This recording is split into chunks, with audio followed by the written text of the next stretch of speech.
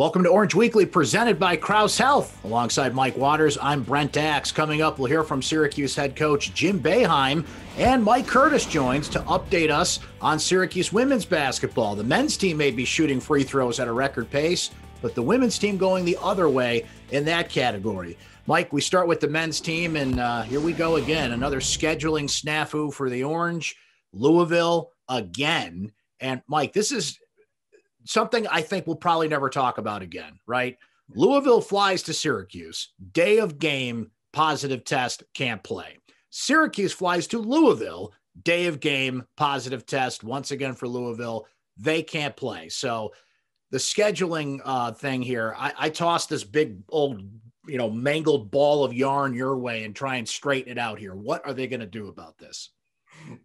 Yeah, you're like Clark Griswold handing off the ball of lights to Russ. Bit of a knot here, Russ. Work that out. Here, you untangle it. Thanks. Appreciate it. The Syracuse is now down 5 games that it's lost off its regular season schedule now. Twice with Louisville. You got Clemson and Florida State, which they were supposed to play at home. You had the road game at Wake Forest. You've had other games that you had to cancel, but you made them up. You either rescheduled them or you inserted another game in for them. But Syracuse is starting to get hurt by this. And with only 4 regular season games left, and they're in search of quality wins, and you start to look back and you're like, listen, playing Florida State at home is no sure thing. But it was probably one of Syracuse's best chances at a quad 1 win, because every single quad 1 game Syracuse has played or is scheduled to play have all been away from home.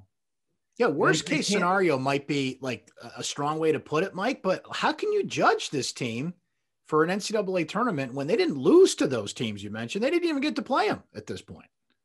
Listen, the NCAA committee is pretty much said, and they indicated when they came out with their first, the top 4 seeds last weekend, that they can only go on what you've done. And they can only, yes, they're going to understand. And every team has a situation. Look at Louisville. We don't even know how many ACC games those guys are going to get in. They're also searching for their first quad 1 win. So the game they lost up at Syracuse is hurting Louisville really bad right now, because that was an opportunity for them. The committee is just going to have to look at who you played, who you beat, where you beat them. And they can't really get into, oh, this is too bad. This team, didn't get in these games. They lost games. I mean, as far as Syracuse goes right now, in addition to the 4 regular season games remaining, Jim Boeheim told me yesterday after the Louisville announcement that he really thinks the ACC is going to get them a game on that Wednesday, March 3rd, 2 days after their supposed regular season finale at home against North Carolina. All signs point to that opponent probably being Clemson, but who knows how the ACC could try to mix and match here. Clemson makes sense because Clemson was supposed to come to the Dome earlier in the year anyway, and Clemson was supposed to have played Louisville on March 3rd, and that game got played earlier in the year to make up for another game. So that makes sense. And, you still hold out hope that maybe Syracuse can fill in for somebody on that last Saturday of the regular season. Syracuse is open. Every other team in the league is scheduled to play, but we've seen how things go. You just hope for Syracuse, if you're looking at that date and hoping to add a game, you're hoping it's not a situation like Syracuse versus Louisville where you don't find out until the day of the game and there's no chance for Syracuse to get in. You sort of are hoping, not to wish bad luck on any other school or team, right? But that they have to, maybe like on that Wednesday, a game on Saturday gets postponed. Well, in advance, gives Syracuse and the ACC a chance to schedule a game. Well, and there's been some discussion. Syracuse fans have really been pushing to put Colgate back on the schedule because their net ranking is at 11 and St. Bonaventure's ranked 40th. But yeah, you just shook your head, Mike. It's not going to happen. Syracuse is going to focus on the conference games, as Jim Boeheim told you earlier this week. Plus, it takes 2 to tango, right? You got to get all those schedules aligned here. And, is that really going to be the deciding factor for the committee? Like, oh, you added a game against a quad 1 team, a high net ranking late in the year. It's like, we kind of know what you're doing here. So it's kind of darned if you do, darned if you don't. If you're Syracuse at this point, we'll see, like you said, if some games get rescheduled and they can strengthen the resume. On to matters of the team currently, Mike. I have just been enthralled by Marek Dolezaj this year, out of position, filling in for Barama.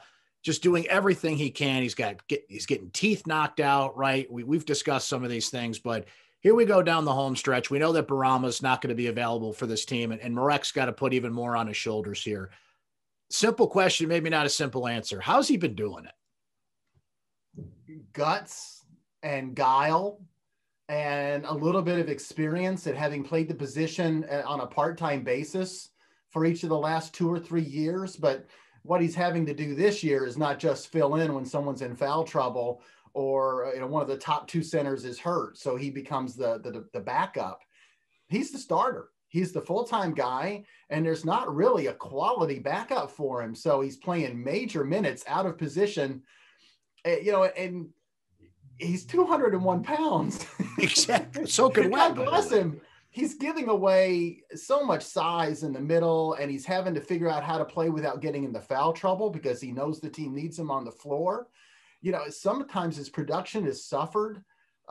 He's only the team's 3rd leading rebounder. Quincy Guerrier and Alan Griffin are getting, at least 2, almost 2 rebounds a game more than Marek, but he's battling and he's doing his best. And, Jim Boeheim, I think the other day after the win at North Carolina State, or I forget which game it was now, we've had so many canceled lately, but he said, basically Marek is this year's MVP. And you're like, well, an argument can definitely be made. And if it's not an MVP, then it's some other award, a Purple Heart or something for the kid. You know what? One thing about Marek I feel bad about is because of the reduced schedule and then the postponed games that we've had in addition to the reduced schedule we knew we had going into the season, he's probably not going to make the 1,000-point mark. Yeah, that's right. He's at about 880 now. He's running out of games. He's averaging only 10 or 11 points a game. If he had scored the same number to total of points that he did last season, he was going to make 1,000. But I think because of the lack of games, he's going to come up short. And maybe that only matters to nerds like me. But I would have loved to have seen Marek Dolezaj join that list of Syracuse players who hit that plateau. Yeah, absolutely. That's just one of those marks you look back on, and it's like those marks in baseball, that get you in the Hall of Fame. 1,000 points is something significant, but I think Marek will be remembered. And that's the thing, Mike, with Marek, and I brought up Barama a moment ago. The possibility is there if they want to come back. Remember, the NCAA granted seniors an extra year of eligibility due to COVID-19 if they want to return, but probably unlikely at this point we'll see either one of those 2 return, but I'm sure they'd be welcome back if they chose to come back and go after 1,000 points or whatever it is they want to accomplish. It has not exactly been a murderer's row, Mike, but Notre Dame is playing a lot better. They have won 6 of their last 8 games. You look at their record, they're 9-10. They're not a huge resume booster for Syracuse, but this is not a team that Syracuse can take lightly, coming in Saturday at the Carrier Dome. No, just a terrific offensive team. They shoot the ball incredibly well. Guys like Nate Laszewski and Juwan Howard are both over 60% from the field. Laszewski is at over 51% from 3-point range. One of the leaders in the country there, but a whole bunch of other guys like Dane Goodwin, Prentice Hubb, Trey Wirtz, they can all shoot the 3. It's going to be a problem for Syracuse. And they are on that little bit of a roll. And you mentioned that, they're 6-2 in their last 8, but as you noted, they haven't exactly played a murderer's row, but okay. So they beat Miami twice and Wake Forest, a win is in there, in Boston College, but you still have to acknowledge that this is probably a team feeling pretty good about itself. And, in the ACC this year, there's so much parity. There's not really a juggernaut team or 2 out there, maybe Florida State or Virginia, but beyond those 2, you do have to give credence to who's hot, who's feeling good, who's confident. And right now, Notre Dame's playing as well as anybody else in the ACC other than Florida State.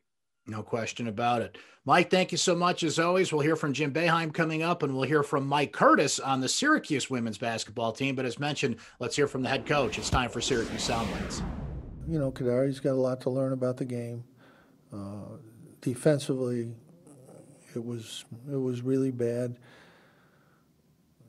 The forward will get blamed for the jump shots that he gave up, because that's how they do the analytics. That's why the analytics are totally useless. You have to know whose rotation it is, and nobody doing the analytics knows that. And, he's got to make those rotations. We just leave guys wide open to shoot jump shots. They're going to make them. And, we just got to do better. And Mike Curtis joins us now for an update on the Syracuse women's basketball team. And Mike, they're in the same situation as the men in one case, but in a quite different one in the other. Let's start where they're in the same boat. COVID issues, right? Scheduling issues. That's just been the norm in college basketball this year. And a couple of opponents for Coach Q squad have had to push back some games because of their own issues. Yeah. By the time they play Virginia Tech on Sunday, the Orange will have gone a full week without playing a game. And it's coming at a bad time because we're getting into that time of the season where you want to be playing your best ball going into the ACC tournament and hopefully the NCAA tournament, which I haven't seen many experts kind of see the Orange as of where they're going to be come tournament time. But they were getting in a groove coming off that 28-day layoff and just constantly playing opponents. They had 2 stretches of 4 games in 8 days. So they were getting back in the groove, and it just seems like they're kind of out of it now. As you know, Mike, the women's team lives and dies by the 3-point shot. It's always fascinating to look at that stat. But there's another stat that really stands out, and that's free throw shooting. At this point, the men's team is actually on a record pace. It's weird to see them be so reliable at the free throw line. It's been a different story, though, for the women's team. What best can you explain why this women's team struggles when they step 15 feet away from the charity stripe? Yeah, Brent, it's kind of hard to explain. Like, for a team that can shoot the ball particularly well from 3, you got Tiana Mangakahia, you got Kiara Lewis, you got Priscilla Williams. Syracuse is shooting 63% from the line, and that's last in the ACC. I'm not sure what you attributed that to. Pretty much the only bad free throw shooter on the team is Camila Cardozo, the freshman. She's shooting 55%. But you look at Kiara Lewis, she's at 64%. Tiana's doing good at 83%. But Emily Inkster is also struggling at 54%. And they take a lot of free throws. They get to the line pretty often. I think it just comes to knocking them down. They gotta do a better job of getting up more shots in practice. Well, as Mike said, they're scheduled to play. I guess we got to stress that word these days. Sunday against Virginia Tech. Thanks to Mike Curtis. Thanks to Mike Waters. Thanks to you for watching. That's another edition of Orange Weekly presented by Krause Health. We'll talk to you next time.